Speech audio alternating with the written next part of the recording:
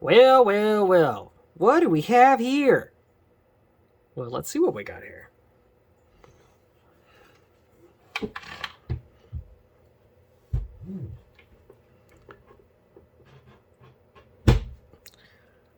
So this is... Turn the light off here. Tilt this up. You can see this is a SkyTech Gaming PC. Specifically, this is a King 95 from Best Buy. So, this has issues. For one, I'm going to show a picture of what it originally looked like, because the customer bought this Montech cooler, which is actually a pretty good cooler. It actually works really well. I have one little gripe about it, which is the mount for AMD on it.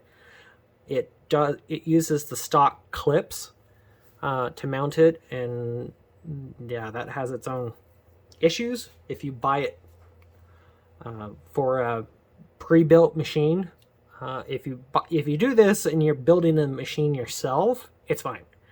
The problem is, like, with this particular machine, it didn't have those clips, so I was troubleshooting it and everything, getting it all figured out. I had to drive 30 miles round trip to come back to the shop, get AMD stock motherboard mount clips, and as you can see, it's here because, well, that wasn't entirely the problem. We'll get to what the problem was. So anyways, it's here. So you're running, well, what are we doing with this thing? All right, so what we're going to do is we're going to take...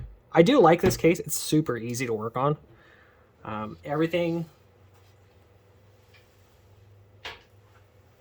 basically just kind of pops off. It's pretty cool. So let's go through the specs here real quick. Okay, so we've got a King 95 white case. With this, we've got a Gigabyte B650M CVE Revision 1 motherboard.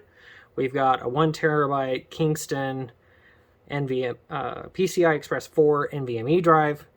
We've got an AMD Ryzen 7 7700X processor in it. We've got 32 gigs of DDR5 6000 T-Force RAM, RGB RAM, and then we've got a Zotac RTX 4070 Super with our adapter high power cable. So, all right. So first things first, we're going to go over what the issue is. So the issue with this machine is when I originally got to it, it would load up in the Windows and reboot. It load up in the Windows and reboot. And it was like, what the heck? Trying to figure out anything and everything that was going on with it. Couldn't figure it out. The customer had already gone through, reseated memory, reseated the graphics card. Couldn't get it to work. So I was like, okay, well, we're just going to wipe out Windows and start over from scratch. So we reloaded this originally came with 11. Actually didn't have an 11 drive with me at the time, so I reloaded 10 on it. And I was like, well, we'll just, do that and see how it works. So we go through, we load Windows on it. Everything works. We load the AMD drivers and the chipset drivers and everything for it. It all works fine. And it's like, all right, cool. Load the nvidia drivers. It crashes. I think the first time I did it, it wouldn't even load the driver. It would actually just crash while installing the driver. So, checked all the memory settings, checked a bunch of other stuff. Turned off resizable bar, did a bunch of other things, reseated the graphics card again, fired it up. It works until I load the driver. It will install the driver, it reboots, comes back up, and as soon as it comes back up, it crashes, and it crashes, and it crashes. And then eventually you get to a point where you get into the error log and it says NVIDIA PCI Express communication failure, adapter driver attempted to reset the adapter and failed. So for some odd reason, we're getting some kind of PCI Express failure. So it's like, okay, well, let's figure this out. So now we go through and I bring it back and then I tear it all. I take this card out. I put a different card in it. In the meantime, I had swapped the stock cooler. The stock cooler with this setup is a super cheap Game Diaz tower cooler. That the tower cooler itself is perfectly fine. The fan that comes on that cooler is a piece of garbage. It is loud. It is noisy. It's a $5 piece of junk that should not go in a $1,400 computer. Yeah, just so many things just wrong with this setup. And it's a $1,400 computer with a $100 motherboard. I mean, that's kind of the first one. Other than the cosmetic, like, white and, you know, or black cabling. Anyways, moving on. I digress. Anyway, so I take this card out. I put it on a test platform, load it with drivers, works perfect. It runs firmware for like an hour, no problem. Card's perfectly fine. I run just the integrated graphics on board on the 7700. It works fine.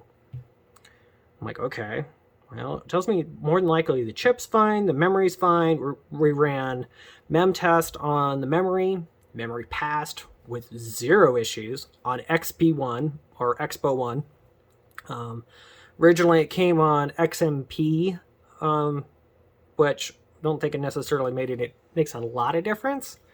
But if it's AMD, you might as well run Expo. So put it on Expo. It runs perfectly fine. There's no issues there.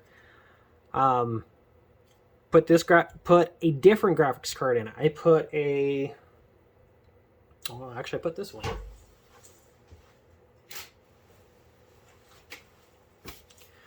I put this 5700 XT in here. And honestly, it ran fine. It was a little jittery, but of course we're talking, 3-4 generations of difference between cards, basically. So yeah, I mean,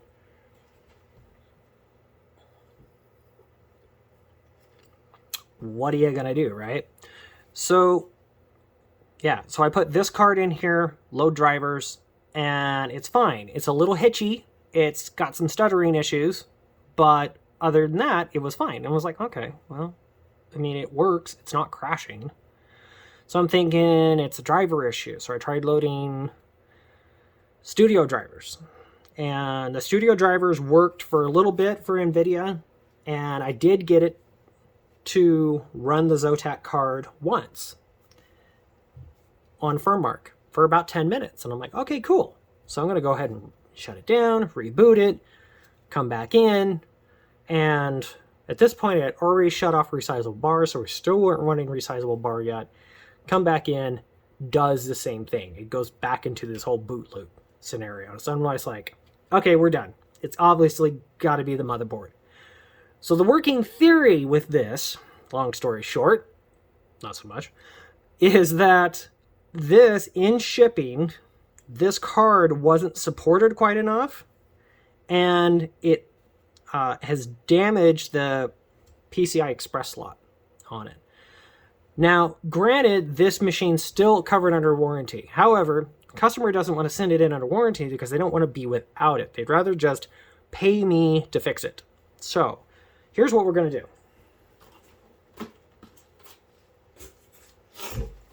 We're taking the Gigabyte board out, and we're going to put this guy in. So this is a B850M Steel Legend Wi-Fi. I would have gone with the full ATX size board of this, but it wasn't available when I ordered it. So this is going to be, footprint wise, it's basically going to be the same size. It's going to be white or kind of a gray. So therefore it's actually going to match all this like it should have from SkyTech to begin with. Why you would put a black board in a white case, I have no idea. That's just cosmetically stupid, if you ask me. But my opinion, everybody else can do whatever they want. So we're gonna put this guy in here. So this is a pretty decent upgrade from the B650 board that's in here. We get a lot bigger VRM. We get M.2 with a heatsink. This has got RGB lighting on it. This whole case lights up in RGB. So it's like, well, more the better. So we're just going to put more RGB in it. And also it's got Wi-Fi 7 instead of Wi-Fi 6.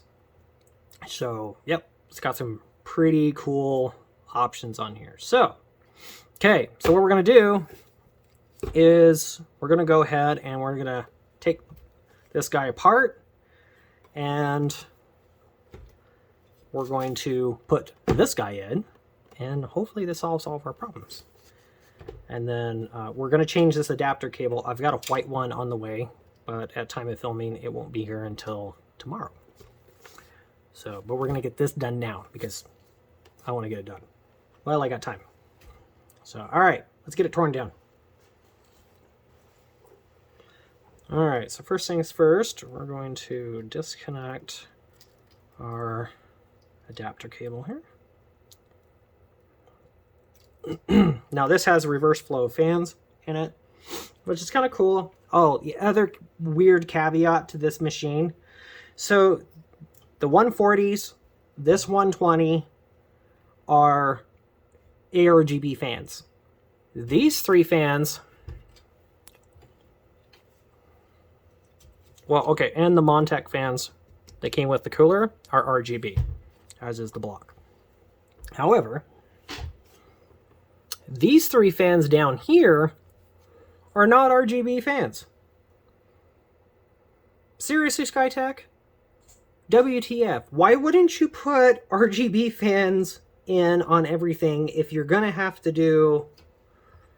It's like, there's so much penny pinching going on in this rig, it's making my brain hurt. Like, oh, they're just... Oh, it's rough. It's really, really rough. So annoying. All right, so let's go ahead and get this card out. And I'm going to quit complaining about the design choices that SkyTech's made. Quite obviously, I would not recommend these guys. Just, yeah, you know, for $1,400, man, there's just, I expect more. I really, really do. I expect a lot more.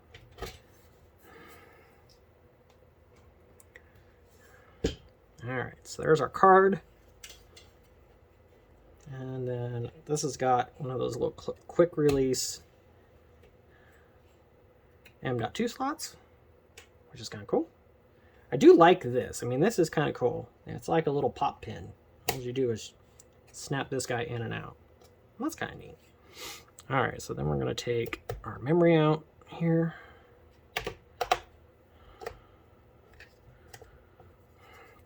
And this is CL303676 DDR5 6000. So, which is actually, you know, pretty decent. Nothing ultra fancy, but, you know, I'll do our Type C USB 3. I'll do our Type A as gently as possible. All right, so that's one fan connector. This is our pump block fan connector. This is our, there's an extension cable for the ARGB on this.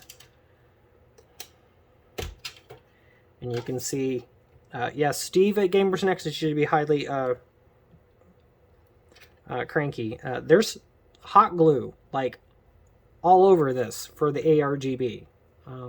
If you do your cable managing correctly, you don't need that. You really don't. All right, that's our HD audio.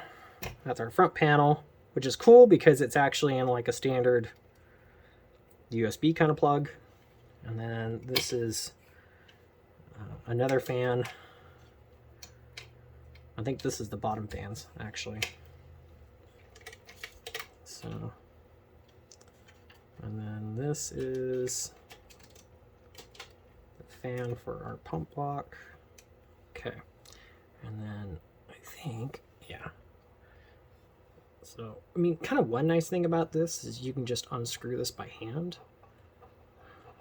But, I mean, realistically, if you're building this from scratch, you've got these clip mounts. That's fine. But if you're upgrading from a machine like this, and the original cooler used the 4-post mounts and not the clip mounts, you don't have these when you get the machine. And so, I mean, it's kind of a gripe with me on this cooler because of the fact that it's like, come on, Montech.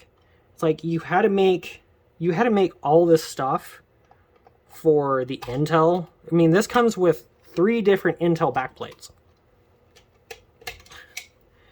And you had to make everything for the Intel version of this anyways.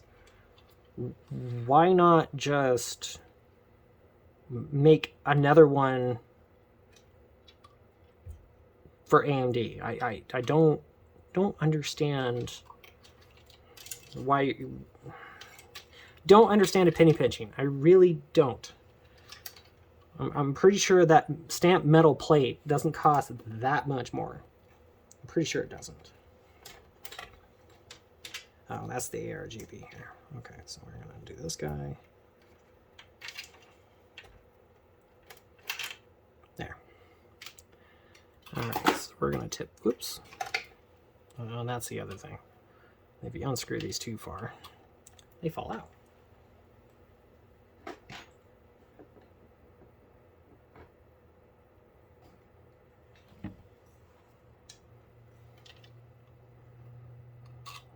Like I said, to me, that's just kind of a gripe. That's just, you know, not understanding that one very well.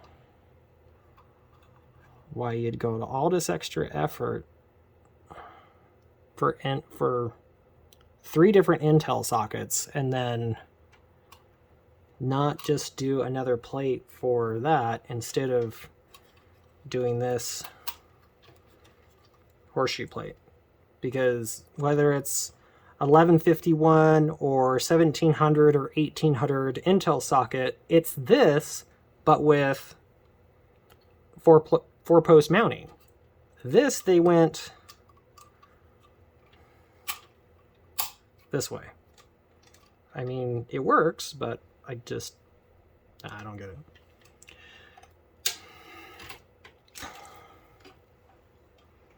From an end user perspective, it's slightly annoying.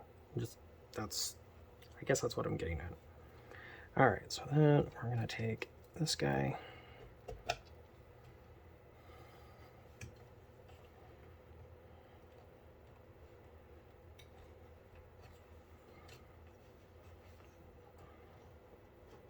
The one nice thing about this case is that this top, so this top actually just pops off, which is very cool.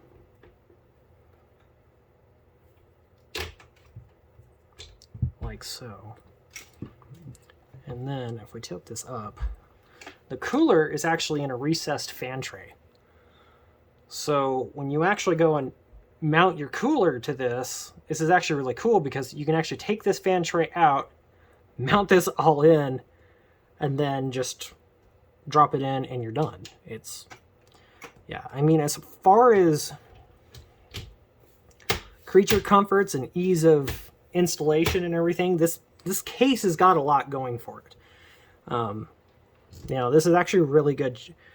SkyTech actually made a good choice on this, of where they, you know, actually picked a really good case to do this with. So power supply is good on this. As a side note, it's a 750 watt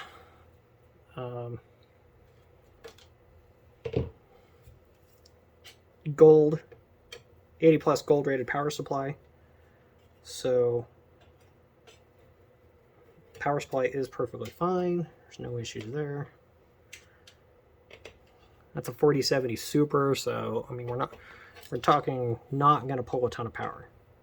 So I think even if you if you could get this thing to max load, I think you're probably only going to be able to pull like 600 watts. So you're good.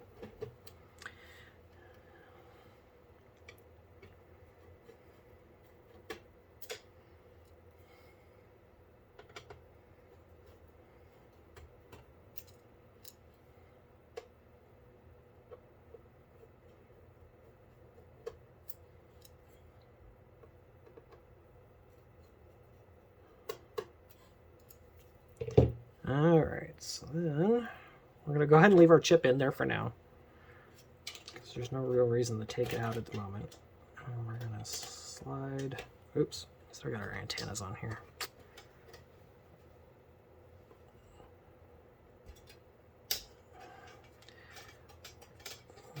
Gigabyte uses these big o chonky antennas. It's like, holy cow, man.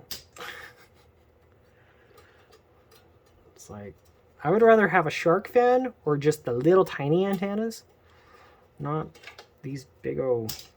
I mean, these are like the antennas that would come on like a 4G LTE cradle point.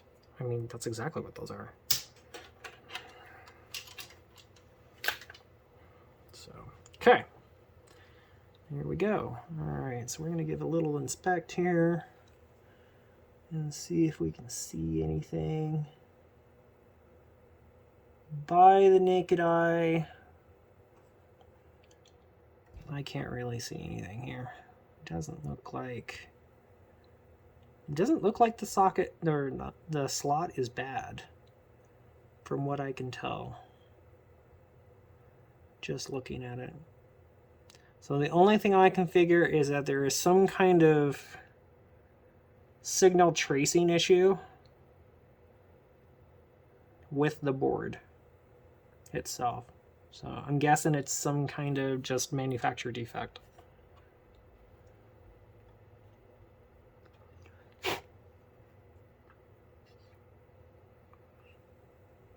That's going to be my guess. It's just kind of some kind of factory defect. So honestly, this isn't the kind of board I would use for this type of machine. This is ideal if you were going to put an 8000 series like 8700G in this. It would be great. It's ideal for that. But yeah, there's some between this slot and up here, there's some kind of signaling issue. So I had moved the SSD from the top slot down here to the chipset slot, and it didn't make any difference. So that tells me it's more than likely it's probably not the chip. It's probably something in the board. So all right, now let's get the other one in.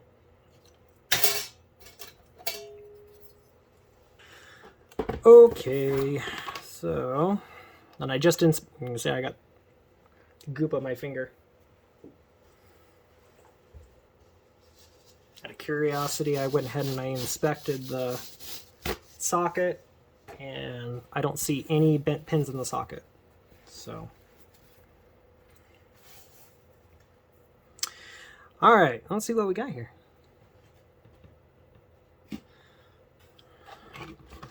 All right, so we've got SATA cable, a thermocouple. That's cool. An air temperature thermocouple. Nice. Fancy, fancy. Okay, M.2 standoff. normal size Wi-Fi antennas. Yeah, you can tell I'm not a big fan of Gigabyte. I'll just throw that out there. I'm not. M.2 screw, another M.2 screw, Velcro straps, powered by ASRock sticker, and that's our manuals. So, cool. And then that's our board. Alright, so... Oh, this has the little spring-loaded quick release on it. Interesting. Alright, move this back over here.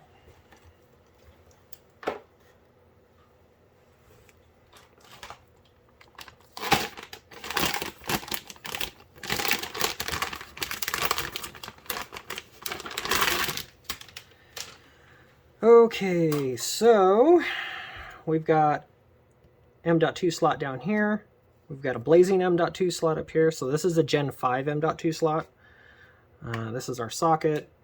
Let's see. We've got heatsink with thermal pads on our VRM.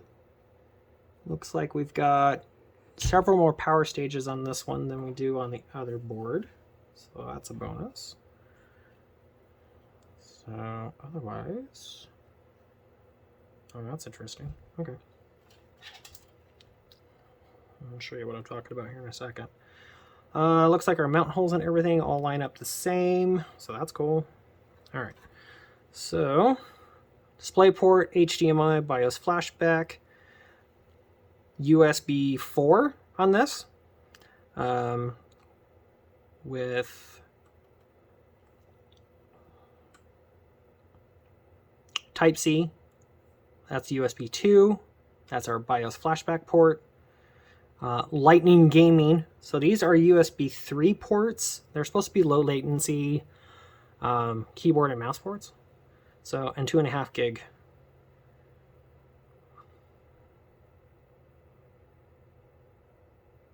NIC on this, and Wi-Fi 7.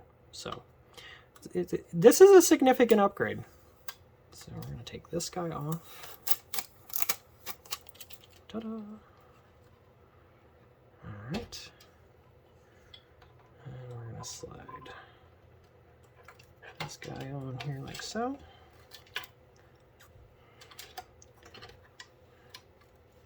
Well, it looks better than the black that the other one was. It's kind of a grayish off-white. It's interesting.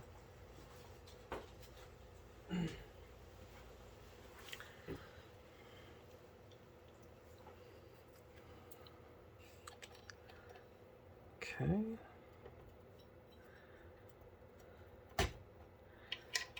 Alright, this has alignment standoffs, so we're just going to get those lined up. This has the little, this is ASRock's version of quick release. So this is spring loaded. So you just push this down and it stands back up. The nice thing is that this sits so high that it's easy to get to. And it's really easy to push down. So even if you had a big old honking cooler and you had to push this down with a screwdriver, it pushes really easy. It's not going to lock in there super hard. So that's a bonus. Let's see. Are these standard? Nope. Nope, they're not. Okay, so this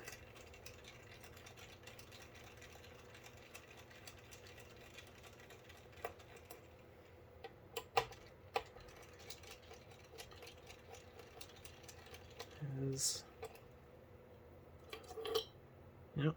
So this has a double-sided heat pad. So this board is almost the same as the X870 board that we put in the Pop Air, the Arctic White Pop Air Fractal PC, whatever I called it. Yeah, so we got pads on both sides. So if you put a double-sided Gen 5 M.2 in here, it's going to stay nice and cool.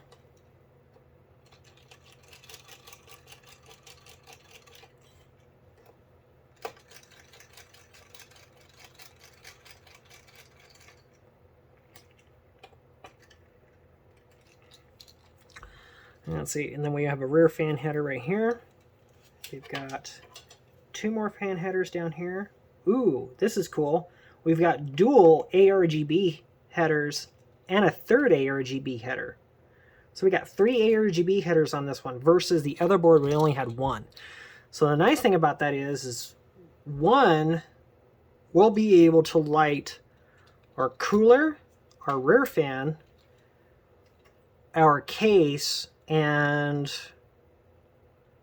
let's see, we'll be able to do our cooler, our board,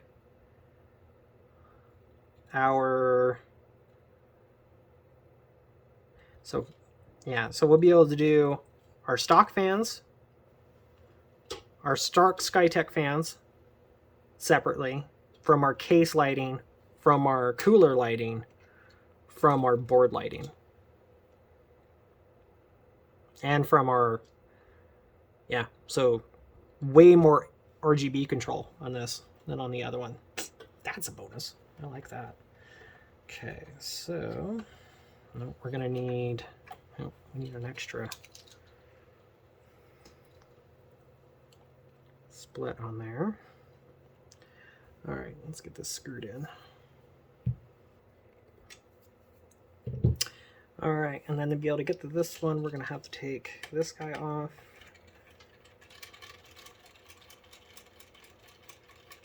Which will double check the manual. I'm pretty sure this is gonna be a Gen 4. We've got 3 M.2 slots on this. I think this one's gonna be Gen 4. So like I said, we'll double check the manual.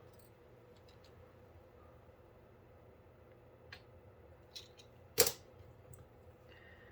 and then we can put this guy in here. And then we got our quick lock M.2s. This one's also got a 4X slot. All right, so for clarification, this slot is Gen 4 by 4 lanes. This slot is Gen 4, but only by 2 lanes. So, and then we also only get 2 SATA slots, or 2 SATA horizontal slots and 2 SATA vertical slots on here. So, okay, moving along. So, like I did on the Pop Air Arctic machine,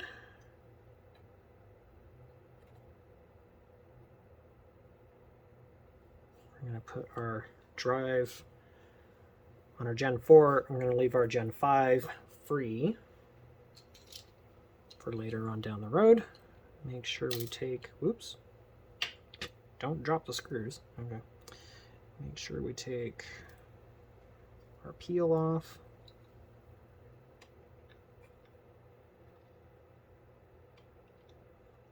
This front one has a little alignment nub on it. The back one does not.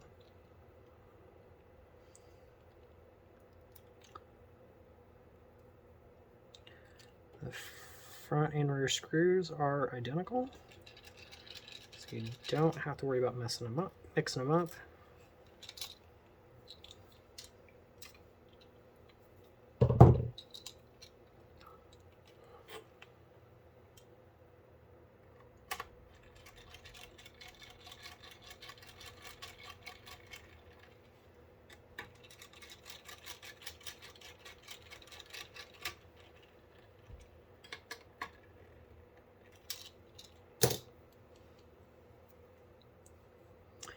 Okay, now, all right, so we're going to pause. I've got to pull some of the cabling out on the back side, so we're going to pause, and then later on I'll go through and show you the cable management for this case in the back. And we're back. Okay. So we've got our cables moved around here. All right, so we're going to plug our CPU in here.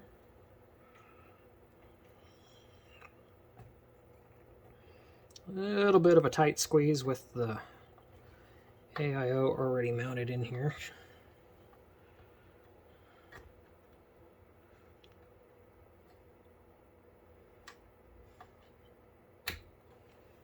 Okay.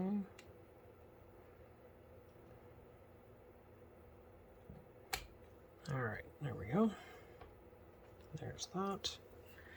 Okay, we're going to go ahead and put our chip in. Unlock it. Flip it up. Drop it in there. Make sure it's actually in the alignment pins. Flip that down. Flip that over. That'll pop out. Just like that.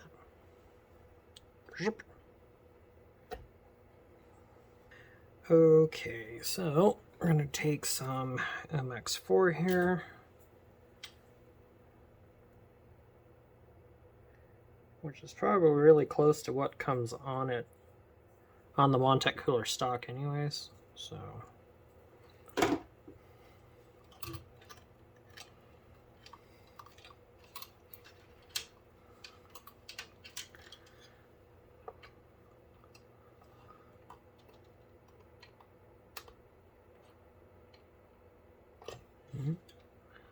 let's see.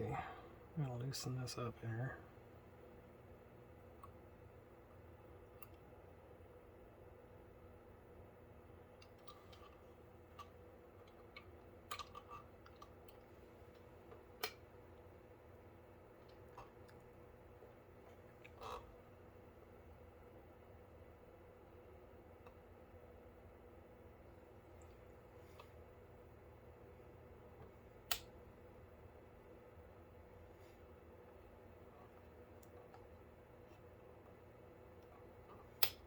There we go. All right. Now,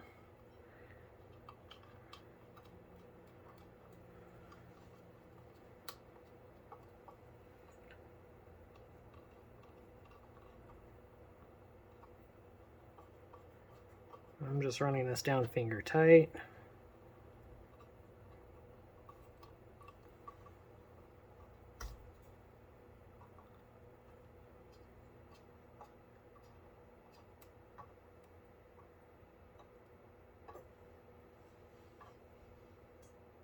Just like that. Okay, cool. All right, now we'll figure all this out here a little later. We'll put our memory back in here.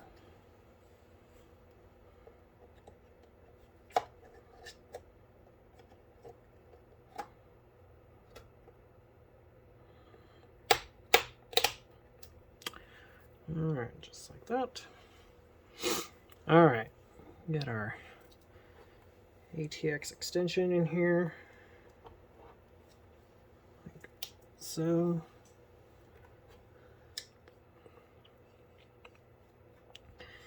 All right, this one's a little different.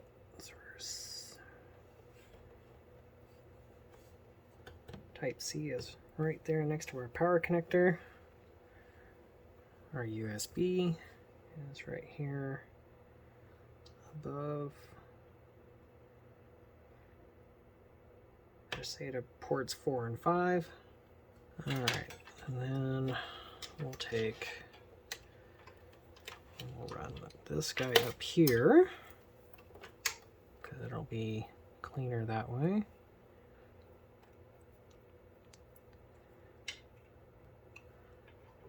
CPU fan right here. Doubles as our pump header. And then this is our RGB over here.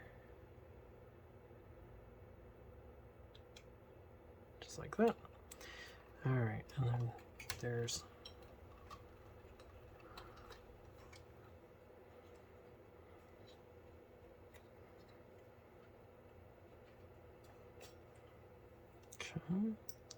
all right, there's that.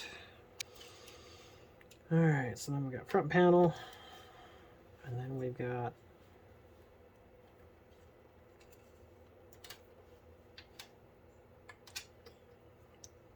I believe this is our bottom fans right here.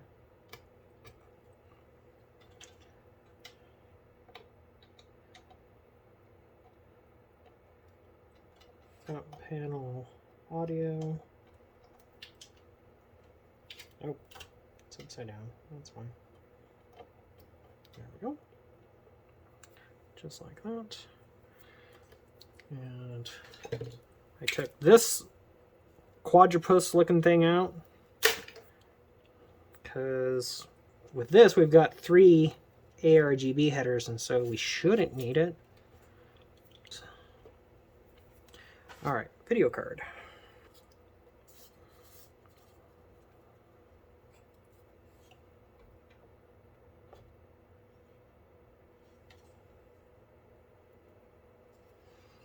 Okay, so with this you're gonna lift this up, and it's gonna drop in, and then it'll slot just like that. And then that makes it really easy to access that.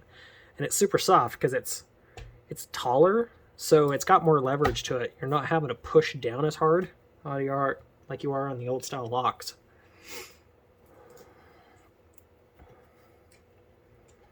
Get our thumb screws back in here.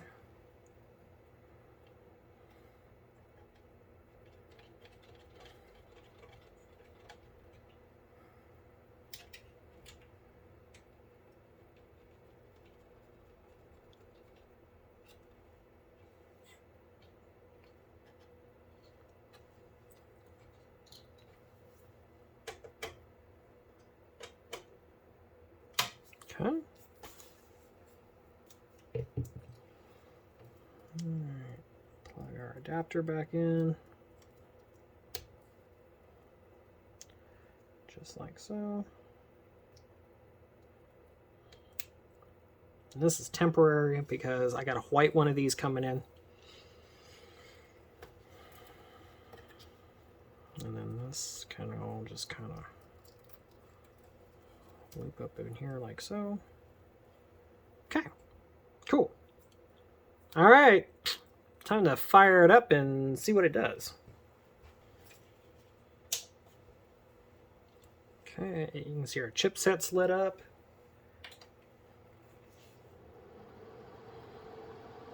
Card's lit up.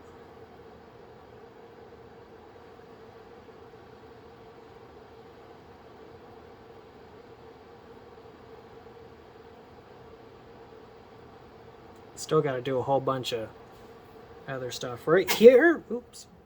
Don't stick your hand in there. So this is our diagnostic LEDs.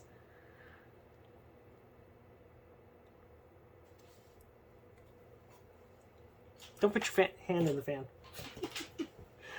All right, and we've got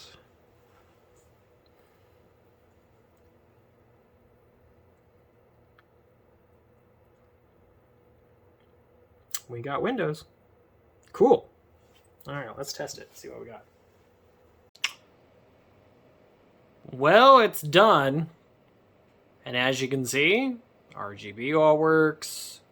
I've completely ran it through the entire 3D Mark suite of stress tests and everything else, and it works just fine. You can also see we've got our white cable's been installed. So that looks a whole heck of a lot better. It's all nice and cable managed in the back. And so yeah, works great. It still has a weird issue. So if you update the NVIDIA driver past a certain point, and if you also update Windows 11 to 24H2, it crashes repeatedly. I don't know. So there's some kind of weird funky driver issue going on between the AM5 platform and the 4070 card. So I'll have everything else posted up. You'll see the build version of Windows on this, the driver version. This is fully stable with this current configuration. Any further updates past this and it is a hot mess. Don't ask me why. somebody did something and screwed something up. So, yay, an ongoing mystery box. But hey, it's pretty now. It's way prettier than it was with that black board in it. So, alright. Thank you for watching. Please leave your comments below on this one, because, yeah, if you're running into this issue, yeah, we'll definitely try to kind of keep following up with the customer on this one and find out what we can figure out. My biggest recommendation, honestly, for this is going to be to yank that 4070 out and put a 9070 Radeon card in it instead. So, just to completely alleviate the driver conflict issue. But that's it. Thank you for watching. Bye for now.